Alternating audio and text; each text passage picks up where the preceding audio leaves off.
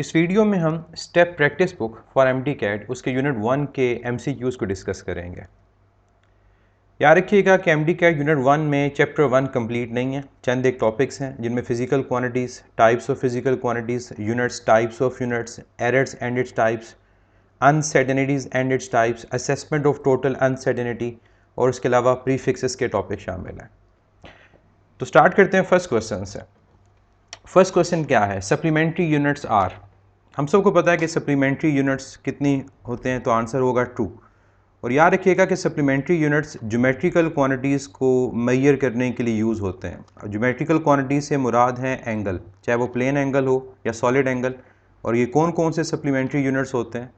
एक हमारे पास supplementary unit radian है और दूसरा सप्लीमेंट्री यूनिट स्टीरेडियन है। और ये भी हमें पता है कि रेडियन यूज़ होता है टू मेजर प्लेन एंगल, जिसको हम 2 डायमेंशनल एंगल भी कहते हैं। और स्टीरेडियन यूज़ होता है टू मेजर सॉलिड एंगल, जिसको हम 3 डायमेंशनल एंगल भी कहते हैं। एक और बात यहाँ पर याद रखिएगा कि रेडियन और स्टीरेडियन ये दोनों सप्लीमेंट्री यूनिट्स हैं किस सिस्टम में? इन SI system. Next question, question number 2। First question का मैं आंसर यहाँ मार्क करता जाऊँ, उसका आंसर क्या होगा? 2। Second question, a set of supplementary units. First में हम इसकी बात कर चुके हैं कि हमारे पास सप्लीमेंट्री यूनिट्स कौन कौन से हैं, रेडियन एंड स्टीरेडियन। तो सेकंड क्वेश्चन का आंसर फर्स्ट में ही हम डिस्कस कर चुके, रेडियन एंड स्टीरेडियन। बाकी अगर ऑप्शंस को देखें, अल्फा, रेडियन, किलोग्राम, ये SI यूनिट ज़रूर हैं लेकिन सप्लीमेंट्री यूनिट हैं। रेडियन एंड मोल ये भी SI यूनिट्स हैं लेकिन दोनों सप्लीमेंट्री नहीं हैं क्योंकि एक SI और एक बेस है। इसी तरह delta option, second and metre, ये दोनों SI बेस हैं लेकिन सप्लीमेंट्री नहीं है। थर्ड क्वेश्चन क्या है? Example of base quantity. 4 options हैं, हमने ये बताना है कि इनमें से कौन सी बेस क्वांटिटी की एग्जाम्पल है।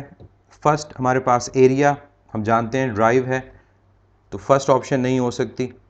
Second light year, light year distance के लिए यूज़ होता है।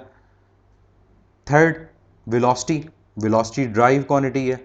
And last one is volume, ये भी ड्राइव क्वांटिटी है। तो मैंने क्या कहा था, लाइट ईयर डिस्टेंस के लिए यूज़ होता है। तो लाइट ईयर अगर डिस्टेंस है तो डिस्टेंस एक बेस क्वांटिटी है। इसका मतलब थर्ड क्वेश्चन का जो आंसर होगा वो क्या होगा? बीटा।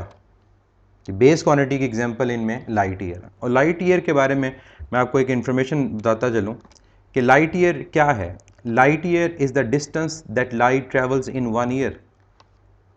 और इसी तरह से अगर हमसे पूछा जाए कि 1 लाइट ईयर की वैल्यू क्या है, तो आंसर होगा 9.5 10⁻15 metre. And what is light year? The distance that light travels in 1 year. तो ये डिस्टेंस को शो करेगा, इस वजह से ये एग्जाम्पल है बेस क्वांटिटी की। थर्ड क्वेश्चन की तरफ, SI unit of plane angle. Plane angle का SI यूनिट, ये भी हम फर्स्ट में डिस्कस कर चुके हैं कि हमारे पास जो प्लेन एंगल है उसका SI यूनिट क्या है? रेडियन। तो मीन्स फोर्थ क्वेश्चन का जो आंसर होगा वो क्या होगा? रेडियन होगा। अगर प्लेन एंगल की जगह सॉलिड एंगल कहता तो फिर अल्फा ऑप्शन होती स्टीरेडियन। अगर ल्यूमिनस इंटेंसिटी या लाइट इंटेंसिटी कहता तो चार्ली ऑप्शन होती candela. Next, fifth question, which one is the principal characteristics of an ideal standard. FSC की बुक में हमारे पास 2 कैरेक्टरिस्टिक्स मेंशन हैं स्टैंडर्ड की। वो क्या क्या है? Number 1, standard must be invariable. Standard का इनवेरिएबल होना ज़रूरी है, मीन्स वो चेंज ना होता हो। और दूसरी हमारे पास क्या थी? That must be accessible, easy to use हो। तो हमारे पास option alpha accessible, beta invariable, तो करेक्ट ऑप्शन क्या है? चार्ली। तो सिंपल सा क्वेश्चन था। बुक को अगर प्रॉपरली हमने पढ़ा हो तो ऐसे क्वेश्चन का इजीली हम आंसर दे सकते हैं। Question number 6। Question 6, how many kinds of unit are there in SI unit system. SI unit system में कितने तरह के यूनिट्स होते हैं? 3 तरह के। कौन कौन से? Base, drive and supplementary. तो याद रखिएगा 7 ऑप्शन नहीं हो सकती। क्यों नहीं हो सकती? अगर वो कहता कि total number of base unit in SI फिर 7 होता, 5 पॉसिबल ही नहीं है। 2 तब कहता कि ये अगर पूछा जाए कि एसआई सिस्टम में कितने सप्लीमेंट्री यूनिट्स होते हैं, फिर हम कहते हैं 2। तो क्वेश्चन है कि how many kinds of unit, तो कितने काइंड्स ऑफ यूनिट हमारे पास एसआई में होते हैं? 3 kinds of units in SI unit system. कौन कौन से? One is base, second one is derived and third one is supplementary, जो ज्योमेट्रिकल क्वांटिटीज़ के लिए यूज़ होती हैं। अगर इनकी क्वांटिटी हमसे पूछा जाए तो याद रखिएगा कि हमारे पास 7 बेस हैं, इनफाइनाइट ड्राइव हैं और 2 सप्लीमेंट्री हैं। और कई दफ़ा हम स्टेटमेंट को यूँ भी लिखते हैं कि 7 base 2 supplementary and all other are drive quantities या ड्राइव यूनिट्स। तो 6 क्वेश्चन का जो करेक्ट आंसर है वो क्या है? बीटा, कि 3 kinds of unit SI unit system में होते हैं। Next 7th, SI unit of amount of substances. Amount of substance जो बेसिक क्वांटिटी है उसका हमसे एसआई यूनिट पूछा गया। हम जानते हैं कि इसका आंसर क्या होगा? मोल, चार्ली ऑप्शन। बाकियों को भी अगर देख लें, एम्पेयर इलेक्ट्रिक करंट का एसआई यूनिट है, कैंडला लाइट इंटेंसिटी का है, और जाउल एसआई यूनिट है एनर्जी का, हीट का या वर्क का।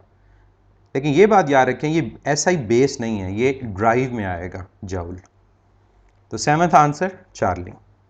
Next 8th question, the units of pressure in base unit are. Past paper में ऐसा क्वेश्चन आ चुका है, हमसे ये पूछा गया है कि प्रेशर के यूनिट्स कौन से? बेस। याद रखें जब बेस यूनिट की बात हो तो इसका मतलब है कि हमारा आंसर जो होगा वो kilogram, metre, second, ampere, kelvin, mole इस फॉर्म में होना चाहिए, बेस यूनिट्स की फॉर्म में। अब सारी ऑप्शंस जो हैं वो बेस यूनिट की फॉर्म में। इसका मतलब कोई डाउट नहीं है कि अगर हमारे पास पास्कल लिखा हो तो पास्कल ऐसा ही ज़रूर है लेकिन बेस नहीं है। अब हमने आइडेंटिफाई करना है कि इनमें से कौन सा आंसर करेक्ट है। ऐसे क्वेश्चन तभी सॉल्व होते हैं जब हमें या तो फार्मूला पता हो या डायरेक्ट हमें यूनिट्स का पता हो। तो प्रेशर का यूनिट हमें पता है कि पास्कल होता है, और पास्कल इक्वल होता है न्यूटन पर मीटर स्क्वायर के। बेस में कन्वर्ट करने के लिए न्यूटन की वैल्यू सब्स्टिट्यूट करें, न्यूटन हमारे पास इक्वल है kilogram metre per second square. Metre power 1, metre power -2, multiplication है, पावर क्या हो जाएगी? ऐड। तो kilogram metre power 1 -2 second power -2, तो आंसर क्या आ गया? Kilogram metre power -1 second power -2। तो ये प्रेशर का एसआई बेस यूनिट है। तो करेक्ट ऑप्शन क्या है? Alpha. Beta unit kilogram metre per second square देख क्या बता सकते हैं कि ये किसका यूनिट है? ये फोर्स का यूनिट होता है एसआई।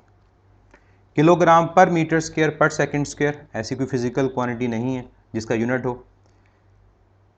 अगर ये होता किलोग्राम मीटर स्क्वायर पर सेकेंड स्क्वायर तो फिर हमें पता है ये एनर्जी को, हीट को, टॉर्क को रिप्रेजेंट करेगा।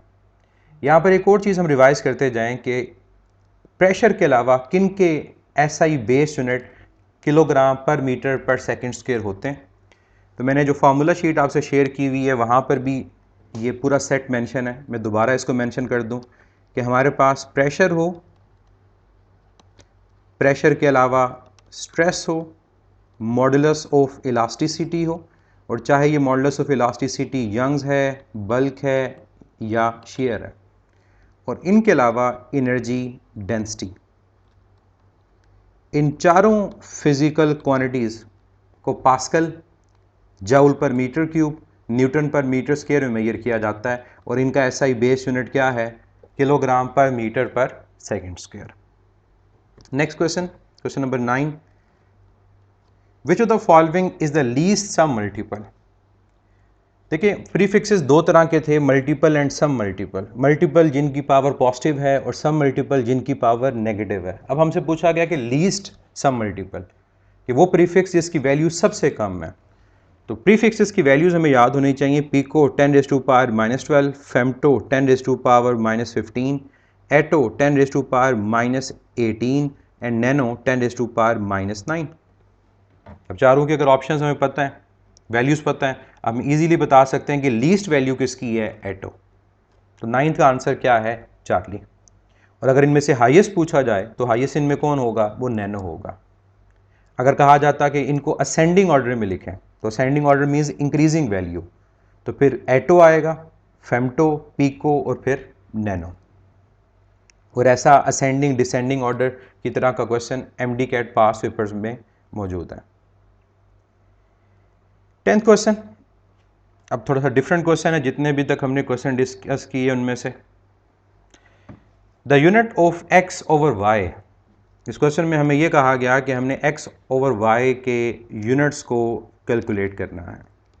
और x और y क्या हैं, वो दो हमें रिलेशन गिवन है। इन रिलेशंस का भी आपको पता है, हमने जो यूनिट वाइज लेक्चर लिए उनमें इन फार्मूलाज को हमने डिस्कस किया था।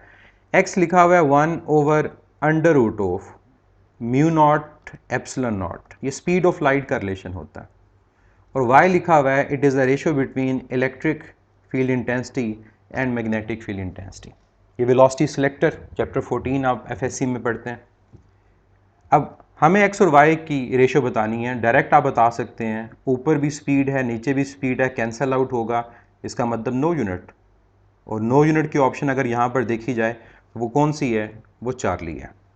तो आंसर तो हमें डायरेक्ट पता चल गया कि चार्ली आंसर होगा, लेकिन कैसे, इसको हम जस्टिफाई करते हैं।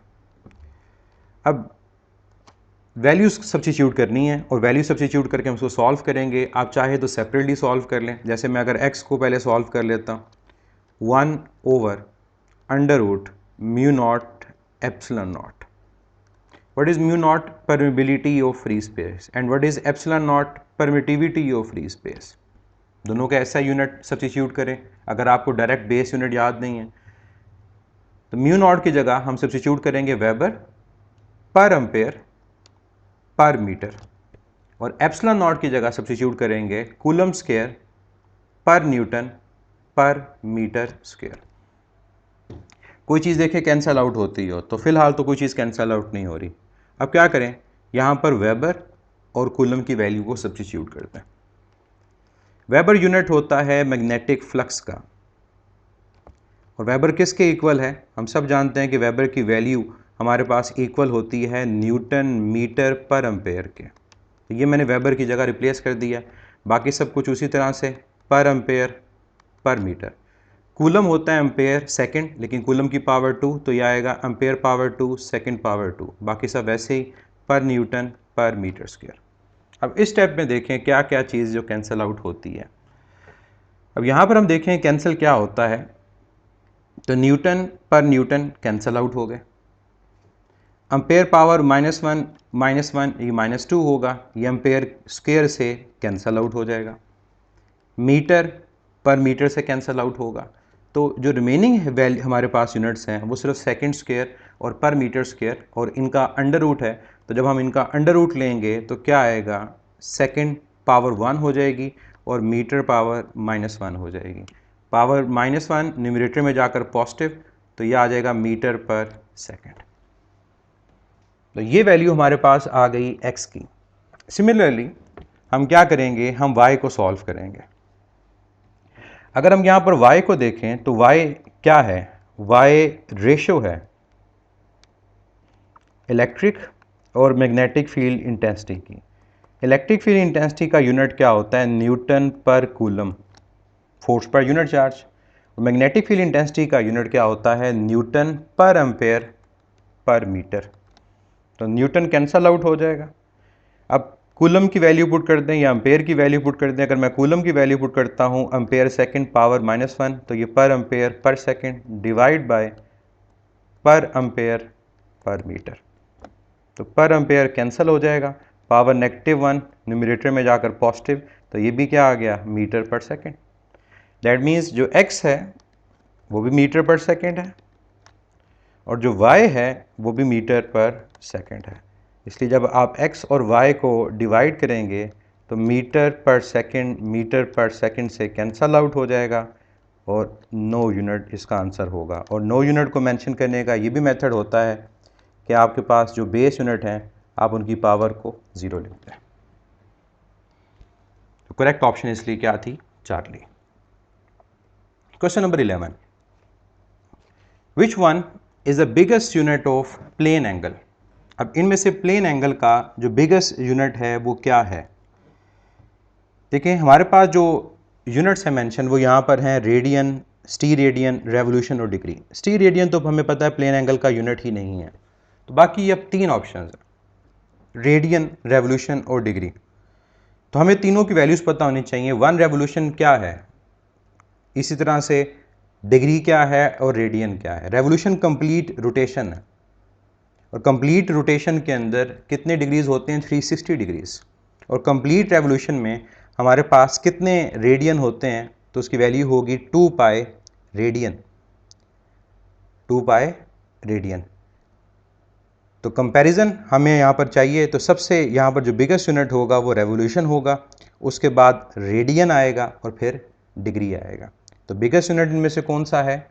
वो रेवोल्यूशन का है, क्योंकि 2 पाई अगर रेडियन हो तो फिर वो 1 रेवोल्यूशन होते हैं, और 360 डिग्री अगर हो तो फिर वो 1 रेवोल्यूशन होता है।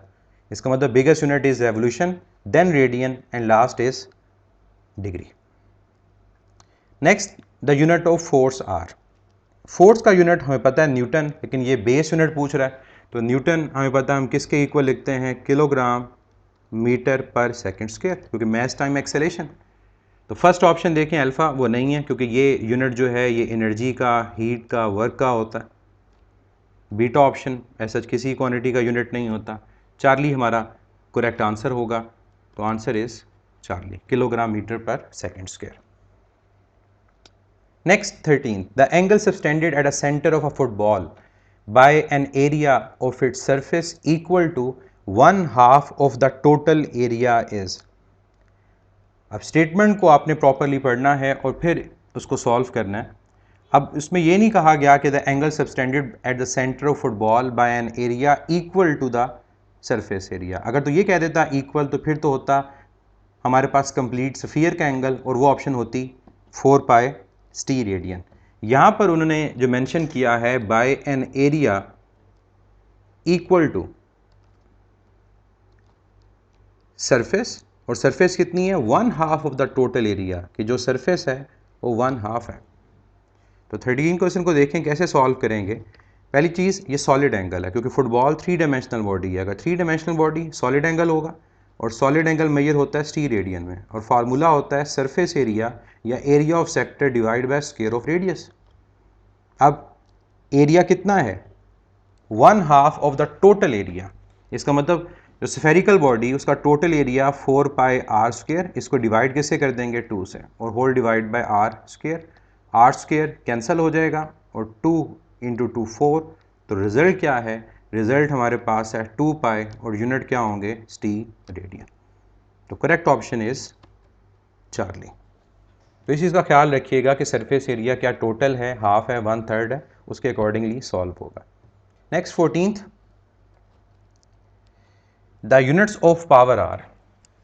पावर हमें पता है कि इसका यूनिट SI अगर पूछा जाए वॉट है, वॉट जूल पर सेकंड होता है, लेकिन ऑप्शन बेस की फॉर्म में है, और बेस की फॉर्म में इसका यूनिट होता है kilogram metre square per second cube. तो फर्स्ट ऑप्शन जो अल्फ़ा वो नहीं बन सकती, क्योंकि वो एनर्जी का, हीट का, वर्क का, टॉर्क का SI बेस यूनिट है। बीटा ऑप्शन देखें, kilogram per metre per second, ये किसका यूनिट होता है? ये भी आंसर इसका नहीं है, लेकिन यूनिट हमें पता होना चाहिए, ये विस्कोसिटी का यूनिट होता है, कोफिशिएंट ऑफ विस्कोसिटी का। Third option kilogram metre square per second cube, ये करेक्ट आंसर है चार्ली, और ये किसका यूनिट है? SI बेस पावर का। और डेल्टा एज सच किसी भी फिजिकल क्वांटिटी का यूनिट नहीं है। Next 15th, the base units of torque are. Torque के बेस यूनिट, अभी हमने लास्ट क्वेश्चन में बात की कि टॉर्क एनर्जी, हीट और वर्क। टॉर्क, एनर्जी, इसके अलावा हीट और वर्क। इन चारों के SI बेस यूनिट सेम है। न्यूटन मीटर SI यूनिट है और ये लिखा जाता है kilogram metre square per second square. मैंने जऊल नहीं लिखा क्योंकि टॉर्क जऊल में मेजर नहीं होता। एनर्जी किसी भी फॉर्म में हो, हीट है, वर्क है या सिंपल पोटेंशियल या काइनेटिक एनर्जी है, तो फिर वो जऊल में मेजर होगा। अगर हम टॉर्क को भी जऊल में मेजर करें तो हमें ये माइंड में आएगा कि शायद टॉर्क भी एनर्जी है। हालांकि हम जानते हैं कि torque is the rotational analogue of force, ये फोर्स का एनालॉग है, काउंटर पार्ट है। इस वजह से हम जऊल टॉर्क के लिए यूज़ नहीं करते। तो SI बेस यूनिट इन सब के सेम है और करेक्ट ऑप्शन यहाँ पर क्या है, kilogram metre square per second square, and that is Charlie. इस ऑप्शन में एक ऑप्शन है kilogram metre square per second. ये भी आपको पता होने चाहिए। आंसर तो यहाँ पर ये नहीं है, मतलब ना हमारे पास यहाँ पर अल्फ़ा आंसर करेक्ट है ना बीटा आंसर करेक्ट है, लेकिन बीटा हमें पता होना चाहिए कि किसका यूनिट है।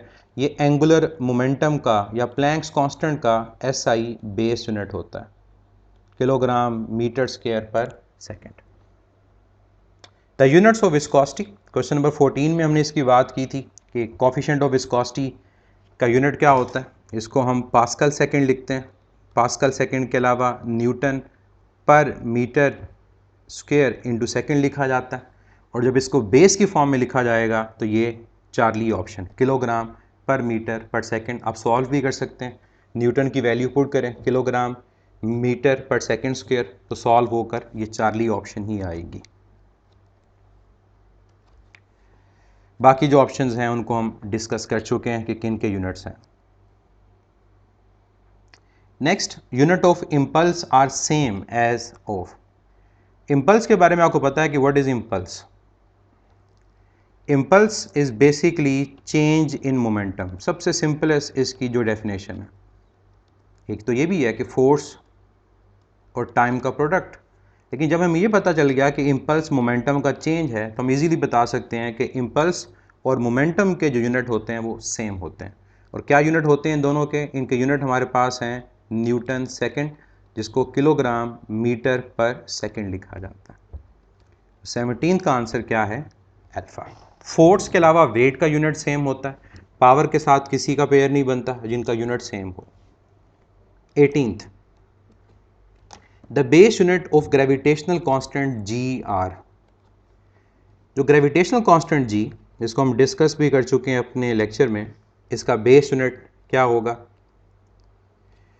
पहले तो पता होना चाहिए कि ग्रेविटेशनल कांस्टेंट का यूनिट क्या है, तो वो है न्यूटन मीटर स्क्वायर पर किलोग्राम स्क्वायर। और अगर भूल जाए आपको यूनिट, तो सोचें कोई ऐसा फार्मूला जिसमें G आता हो, जैसे ग्रेविटेशनल फोर्स का फार्मूला है G times m1 m2 over r square. तो उस फार्मूला को रिमाइंड करें और वहाँ से G का यूनिट फाइंड कर लें। हमें फाइंड करना है बेस यूनिट। न्यूटन को सब्स्टिट्यूट कर दें। न्यूटन किसके इक्वल होगा? Kilogram metre per second square, साथ मल्टीप्लाई मीटर स्क्वायर और डिवाइड हो रहा है kilogram square. Kilogram cancel out होगा, पावर 1 मीटर और पावर 2 ये मीटर क्यूब हो जाएगा। तो क्या रिजल्ट आएगा? किलोग्राम न्यूमरेटर में गया, पर किलोग्राम मीटर पावर 3 हो जाएगा क्यूब और सेकंड पावर -2। तो कौन सी ऑप्शन है ये? इन चारों ऑप्शंस को अगर हम देखें तो alpha kilogram metre per second square हमें पता है एनर्जी का यूनिट है, बीटा पर किलोग्राम मीटर क्यूब पर सेकंड स्क्वायर, यही हमारा करेक्ट आंसर है। बाकी ऑप्शंस इनमें से नहीं बनती, तो correct answer is beta. 19th question, 1 dyne is equal to. Dyne के बारे में हम लेक्चर में डिस्कस कर चुके हैं कि dyne is the unit of force. ये फोर्स का यूनिट है, वेट का यूनिट है, लेकिन किस सिस्टम में? In CGS system. और CGS सिस्टम में मैस के लिए ग्राम यूज़ होता है, लेंथ के लिए सेंटीमीटर और टाइम के लिए सेकंड यूज़ होता है। तो वैल्यू भी हमने वहाँ पर लिखी थी। 1 न्यूटन जो है वो 10⁵ डाइन होता है।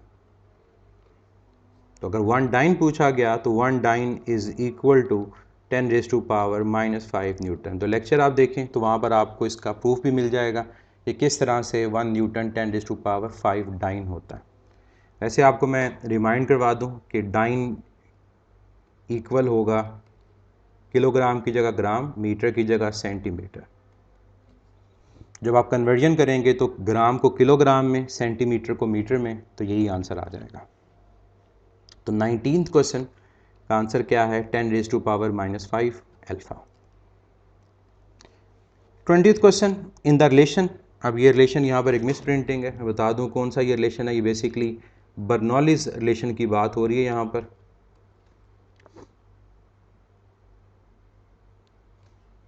In the relation Bernoulli's equation, P plus 1 by 2 rho v square plus rho gh is equal to constant, which term has same unit as that of stress? हम ऊपर एक क्वेश्चन में बात करके आ चुके हैं कि stress, pressure, modulus of elasticity और एनर्जी डेंसिटी का यूनिट सेम होता है। तो यहाँ पर उस क्वेश्चन में उसने ये कहा कि इस रिलेशन में किस टर्म का यूनिट स्ट्रेस के इक्वल है। हमने लेक्चर में ये बात की थी, इसको मैं यहाँ पर आप लोगों को रिमाइंड करवाना चाहूँगा कि जब क्वांटिटीज़ ऐड हो रही होती हैं, क्वांटिटीज़ सब्ट्रैक्ट हो रही होती हैं, तो याद रखें क्वांटिटीज़ तभी ऐड या सब्ट्रैक्ट हो सकती हैं जब वो सिमिलर हो। फोर्स हमेशा फोर्स में ऐड होगा, स्पीड हमेशा स्पीड में ऐड होगी, और जब ये ऐड होंगे तो इनका रिजल्ट भी सेम क्वांटिटी आएगी। जैसे इक्वेशन ऑफ मोशन हम पढ़ते हैं तो first equation of motion v f is equal to v i plus a t. तो वी एफ वेलोसिटी है plus is equal to v i velocity है प्लस ए टी का प्रोडक्ट भी velocity है। तो क्वांटिटीज़ हमेशा सिमिलर ऐड होती हैं।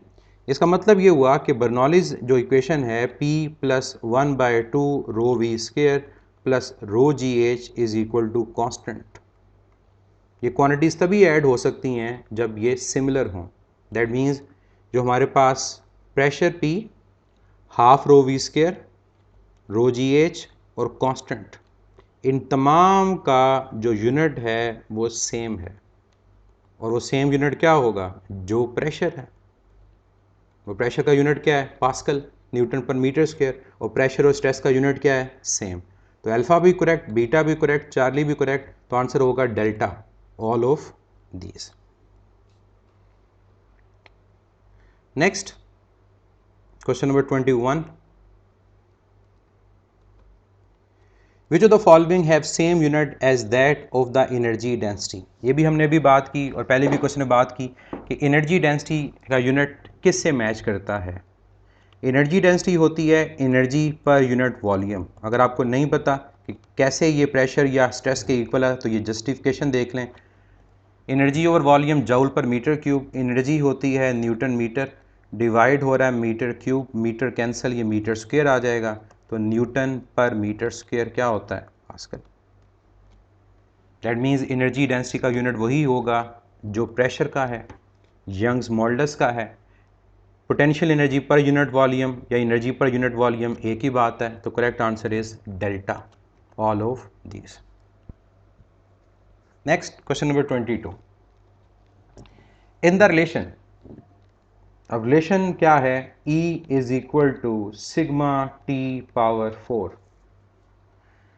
अब आपको ये रिलेशन याद होगा। ये रिलेशन आप लोगों ने कहाँ पढ़ा था? ये रिलेशन आप लोगों ने पढ़ा था second year chapter number 19 FSC की बुक। इसमें T टेम्परेचर है, जो सिग्मा है ये क्या है? ये बेसिकली स्टीफन्स कांस्टेंट है।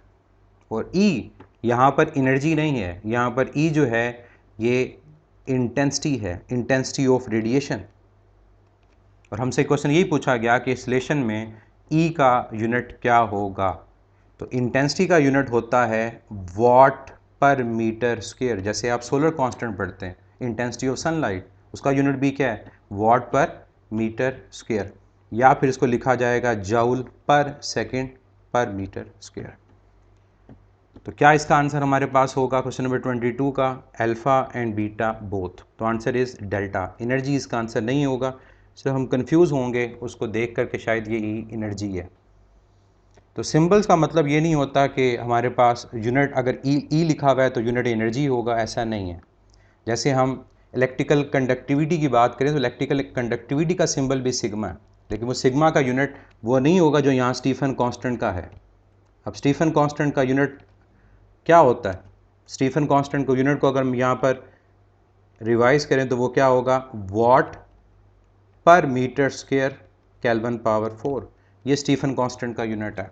जबकि अगर हम कंडक्टिविटी की बात करें तो इलेक्ट्रिकल कंडक्टिविटी का यूनिट होता है पर ओहम पर मीटर। तो सिंबल्स ना याद रखें, ये देखें कि ये फार्मूला कहाँ पड़ा, उसके अकॉर्डिंगली उसका यूनिट आपको पता होना चाहिए।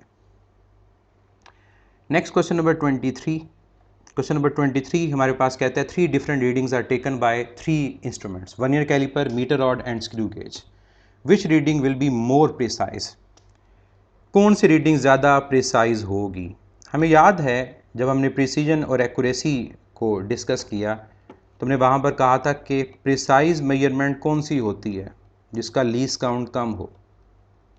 तो प्रिसाइज अगर हमसे पूछा गया मेजरमेंट के बारे में तो हम क्या कहेंगे कि precise measurement is inversely proportional to the least count, या फिर एब्सोल्यूट अनसर्टेनिटी भी कह सकते हैं। लीस्ट काउंट कम, मेजरमेंट ज़्यादा प्रिसाइज। तो मोर प्रिसाइज कौन होगा? जिसका लीस्ट काउंट कम, और हम जानते हैं वो स्क्रू गेज इनमें से है। नॉर्मली मीटर रॉड का 1 मिलीमीटर, वर्नियर कैलिपर का 0.1 मिलीमीटर और स्क्रू गेज का 0.01 मिलीमीटर कहा जाता है। लेकिन वर्नियर कैलिपर और स्क्रू गेज का लीस्ट काउंट इससे भी कम हो सकता है अगर हम वर्नियर स्केल और सर्कुलर स्केल की डिवीजन्स को बढ़ा दें। तो 23rd क्वेश्चन का आंसर क्या होगा? Beta. Next question number 24। Two measurements have fractional uncertainty 0.04 and 0.02. दो मेजरमेंट्स हैं, उनकी फ्रैक्शनल अनसर्टेनिटी गिवन है 0.04 एंड 0.02। हमसे ये पूछा गया है कि which measurement will be more accurate, कौन सी ज़्यादा एक्यूरेट होगी। याद रखें एक्यूरेसी का ताल्लुक अनसर्टेनिटी के साथ इन्वर्स होता है। और कौन सी अनसर्टेनिटी? फ्रैक्शनल या परसेंटेज अनसर्टेनिटी की बात करेंगे। जितनी फ्रैक्शनल अनसर्टेनिटी कम उतनी वैल्यू ज़्यादा एक्यूरेट। जितना डाउट कम होगा, हम कम अनसर्टन होंगे, उतने ज़्यादा एक्यूरेट होंगे। तो 0.04 और 0.02 वैल्यू कम है तो ये ज़्यादा एक्यूरेट है। Correct option beta. Next 25। Diameter of a wire is measured by screw gauge, which of the following can be the possible value? कहते हैं वायर का डायमीटर फाइंड किया है स्क्रू गेज से, इनमें से कौन सी वैल्यू पॉसिबल होगी? ऐसा सेम शॉर्ट क्वेश्चन एफएससी की एक्सरसाइज में भी है। अब इस क्वेश्चन में हमें पता होना चाहिए कि स्क्रू गेज का लीस्ट काउंट नॉर्मली क्या है। स्क्रू गेज का अगर मैं लीस्ट काउंट लिखता हूं तो मैंने भी लास्ट क्वेश्चन जो था उसमें भी डिस्कस किया, वो हमारे पास होता है 0.01 मिलीमीटर। अब चारों ऑप्शंस मिलीमीटर में हैं, इसलिए मैंने मिलीमीटर को लिखा। अगर सेंटीमीटर होता तो हम इस मिलीमीटर को सेंटीमीटर में कन्वर्ट करते हैं। याद रखें 1 centimetre is equal to 10 millimetre, तो कन्वर्जन इजीली हो जाएगी इसको 10 से डिवाइड करके। अब चार ऑप्शन में से कौन सा आंसर हमारे पास पॉसिबल है? वो आंसर जो डेसिमल के बाद 2 प्लेसेस तक होगा, 2 डेसिमल प्लेसेस तक। फर्स्ट 1 डेसिमल प्लेस तक है, ये आंसर करेक्ट नहीं है। अगर हम बीटा को देखें 8.12, ये 2 डेसिमल प्लेसेस तक है, इसका मतलब ये पॉसिबल है। थर्ड ऑप्शन देखें 3 तक, ये पॉसिबल नहीं है। लास्ट 4th तक, ये भी पॉसिबल नहीं है, क्योंकि हमारा मेजरिंग इंस्ट्रूमेंट 4 डेसिमल प्लेसेस तक मेजर ही नहीं कर सकता, वो मेजर ही 2 डेसिमल प्लेसेस तक कर सकता है। तो इसका आंसर क्या होगा? बीटा 8.12। अगर फर्ज करें यहाँ पर स्क्रू गेज की जगह वर्नियर कैलिपर होता तो वर्नियर कैलिपर का लीस्ट काउंट क्या होता है? वर्नियर कैलिपर का लीस्ट काउंट होता है 0.1 मिलीमीटर, तो 1 डेसिमल प्लेस तक है, तब वो आंसर करेक्ट होता जो 1 डेसिमल प्लेस तक, और वो कौन सा था? वो अल्फा था। 26। Two measurements x1 equal to 10.1 plus minus 0.1 centimetre and x2 26.8 plus minus 0.2 centimeter are being subtracted. The uncertainty in the final answer will be. हमने असेसमेंट ऑफ टोटल अनसर्टेनिटी के रूल्स पढ़े थे, वो रूल एडिशन सब्ट्रैक्शन का मैं आपको revise करवा दूं कि जब भी क्वांटिटीज़ ऐड या सब्ट्रैक्ट होती हैं और हमने अपने रिज़ल्ट में अगर टोटल अनसर्टेनिटी कैलकुलेट करनी है तो जो क्वांटिटीज़ ऐड या सब्ट्रैक्ट होंगी हम उनकी एब्सोल्यूट अनसर्टेनिटी को ऐड करेंगे, चाहे क्वांटिटीज़ ऐड हों चाहे सब्ट्रैक्ट हों, एब्सोल्यूट अनसर्टेनिटीज़ उनकी ऐड होंगी। अब एब्सोल्यूट अनसर्टेनिटी क्या है? x1 के अंदर 0.1 है, x2 में क्या है? 0.2 है। तो यहाँ पर जब वैल्यूज़ पुट करेंगे x1 की जो एब्सोल्यूट अनसर्टेनिटी वो 0.1 और x2 की क्या है 0.2, तो आंसर क्या होगा, आंसर होगा 0.3 यूनिट सेंटीमीटर। तो करेक्ट ऑप्शन हमारे पास 26 का क्या होगा, delta. 27, in a square plate on increasing the temperature error in the length is 1%। Temperature बढ़ाया स्क्वायर प्लेट का, लेंथ में एरर बता दिया गया 1%।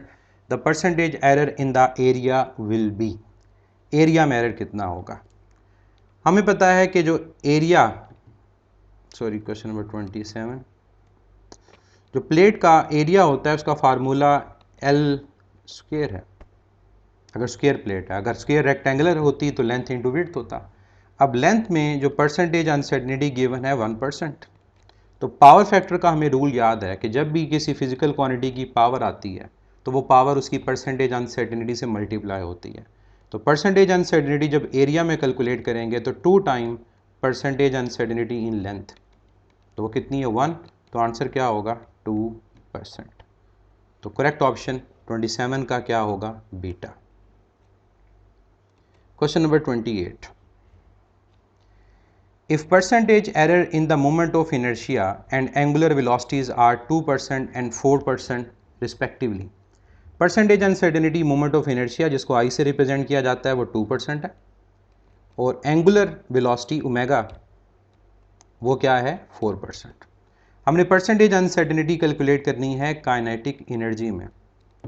अब काइनेटिक एनर्जी का हमें रिलेशन पता होना चाहिए, और यहाँ कौन सी काइनेटिक एनर्जी होगी, रोटेशनल, और वो रिलेशन क्या होता है 1/2 ओमेगा स्क्वायर।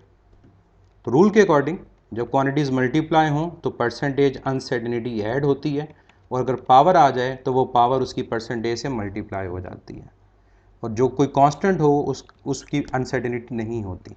तो रूल के अकॉर्डिंग फार्मूला बनेगा percentage uncertainty in moment of inertia plus 2 time percentage in angular velocity. तो दोनों की वैल्यूज़ आपको पता है।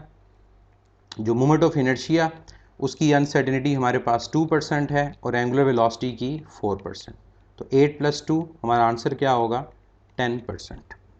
तो क्वेश्चन नंबर 28 का आंसर क्या है, beta 10%। Next question number 29, the time for 20 vibration of simple pendulum is recorded by a stop watch. Number of vibrations हमें गिवन है 20। स्टॉप वॉच का जो लीस्ट काउंट हमें गिवन है वो 0.1 है, और इसके अलावा जो टाइम हमें गिवन है वो 54.6 सेकेंड है। हमें क्या चीज़ कैलकुलेट करनी है, हमें अनसर्टेनिटी कैलकुलेट करनी है टाइम पीरियड में, कि जो टाइम पीरियड होगा उसमें अनसर्टेनिटी क्या होगी। रूल हमने पढ़ा था कि हमारे पास अगर टाइम पीरियड इन्वॉल्व हो तो टाइम पीरियड के अंदर अनसर्टेनिटी कैलकुलेट करने के लिए हम लीस्ट काउंट को नंबर ऑफ वाइब्रेशन से डिवाइड करते हैं।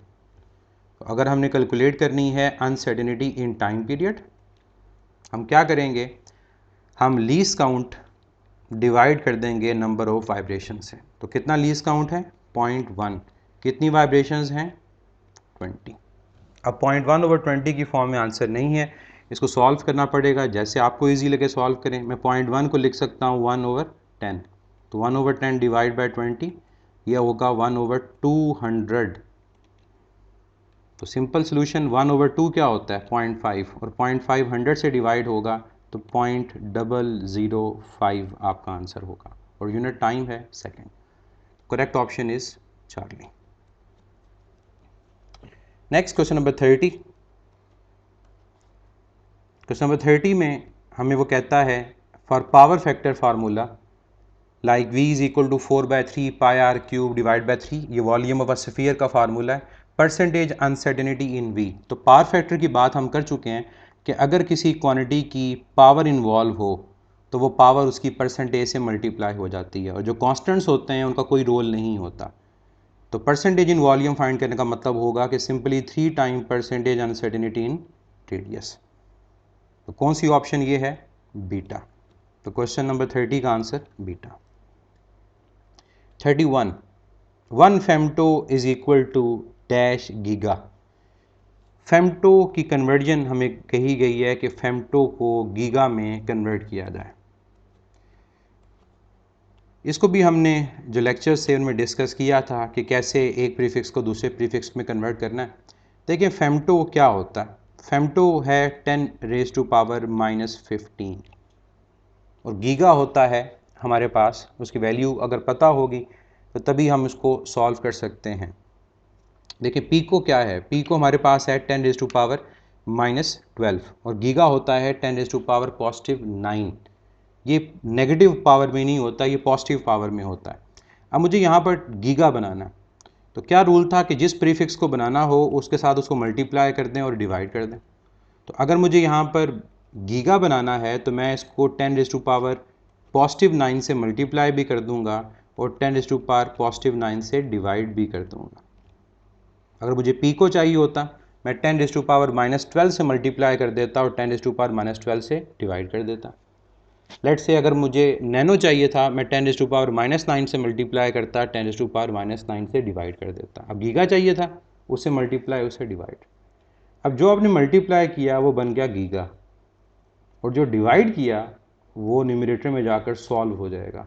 तो 10 पावर +9 न्यूमरेटर में -9 होगी, तो -15 और ये -9 और साथ ये 10 रेज टू पावर 9 क्या बन गया, ये गीगा बन गया। तो आंसर क्या है 10 रेज टू पावर -24 गीगा। तो करेक्ट ऑप्शन 31 का क्या होगा, delta. 32 a student measure the length of diameter of a cylinder by screw gauge. Both readings have an error of 0.05 millimeter. What type of error in these readings? अब 32 में कहता है कि एक स्टूडेंट ने लेंथ और डायमीटर फाइंड किया एक सिलेंडर का और दोनों रीडिंग्स में जो एरर है वो 0.05 का है, मतलब इक्वल डिफरेंस आ रहा है। और हमने ये देखा था कि अगर कंसिस्टेंट डिफरेंस आए, इक्वल डिफरेंस आए तमाम वैल्यूज़ में तो वो सिस्टमेटिक एरर होता है। और अगर इनकंसिस्टेंट डिफरेंस आए कि एक वैल्यू 0.05, एक 0.04, एक 0.03, तो ये क्या होगा, ये रैंडम एरर। तो 32 का जो आंसर है वो क्या है, चार्ली। क्यों, क्योंकि जो डिफरेंस आ रहा है हर वैल्यू में वो इक्वल है। Next question number 33, out the following which have same power in the base unit of viscosity and spring constant. Spring constant viscosity के जो बेस यूनिट हैं उनमें से किसकी पावर सेम है। अब विस्कोसिटी का यूनिट हम ऊपर एक क्वेश्चन में डिस्कस कर चुके हैं, मैं दोबारा उसको लिख देता हूँ। विस्कोसिटी का यूनिट होता है kilogram per metre per second और जो स्प्रिंग कांस्टेंट है उसको हम के से रिप्रेजेंट करते हैं और इसका यूनिट क्या होता है, ये होता है न्यूटन पर मीटर। तो न्यूटन हमारे पास है kilogram metre per second square, metre cancel हो जाएगा तो ये आएगा किलोग्राम पर सेकंड स्क्वायर। और ये बात याद रखें कि स्प्रिंग कांस्टेंट और इसके अलावा सरफेस टेंशन, इन दोनों के यूनिट सेम होते हैं। तो सामने आपके पास दोनों के यूनिट लिखे हुए हैं। अब देखें किन की पावर सेम है, यहाँ भी किलोग्राम की पावर 1 है, यहाँ भी पावर 1 है। यहाँ पर मीटर नहीं है, पावर 0, इसका मतलब यहाँ पावर -1, यहाँ 0 डिफरेंट है। यहाँ सेकंड पावर -1 है और यहाँ -2। तो किसके यूनिट सेम है, सिर्फ मैस के यूनिट किलोग्राम के। तो करेक्ट आंसर क्या है, डेल्टा। और अगर वो कहता है किसके डिफरेंट हैं तो फिर आपका आंसर मीटर और सेकंड दोनों होते हैं, फिर अल्फ़ा और बीटा होता है अगर डिफरेंट होता।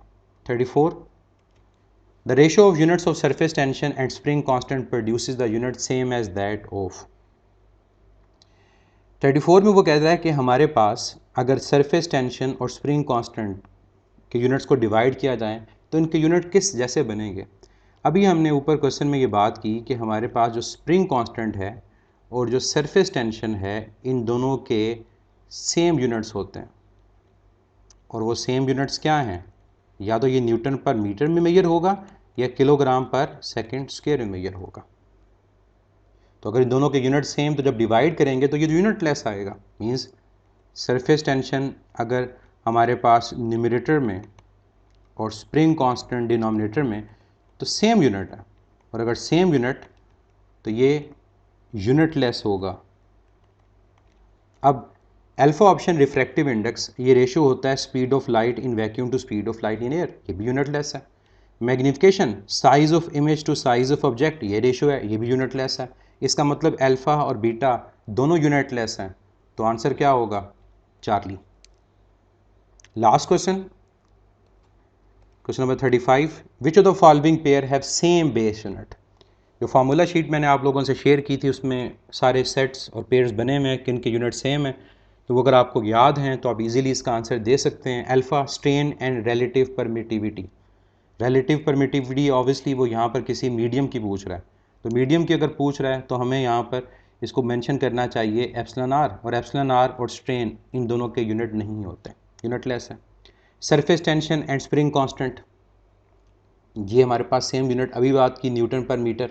Stress and energy density, stress और एनर्जी डेंसिटी की बात करें, दोनों का यूनिट क्या है? Pascal. Newton per metre square, joule per metre cube. तो इसका मतलब अल्फ़ा, बीटा और चार्ली तीनों हमारे पास ऐसे पेयर्स हैं जिनके यूनिट एक जैसे हैं, तो आंसर क्या होगा? Delta, all of these. तो ये था स्टूडेंट्स यूनिट नंबर 1 के क्वेश्चंस की डिस्कशन। कोई डाउट अभी रहता हो इससे रिलेटेड तो आप मुझे ईमेल भी कर सकते हैं और व्हाट्सएप भी कर सकते हैं। इंशाल्लाह जो नेक्स्ट लेक्चर हमारा होगा यूनिट 1, वो किसी और हम एंटी टेस्ट की बुक की डिस्कशन करेंगे। Best of luck.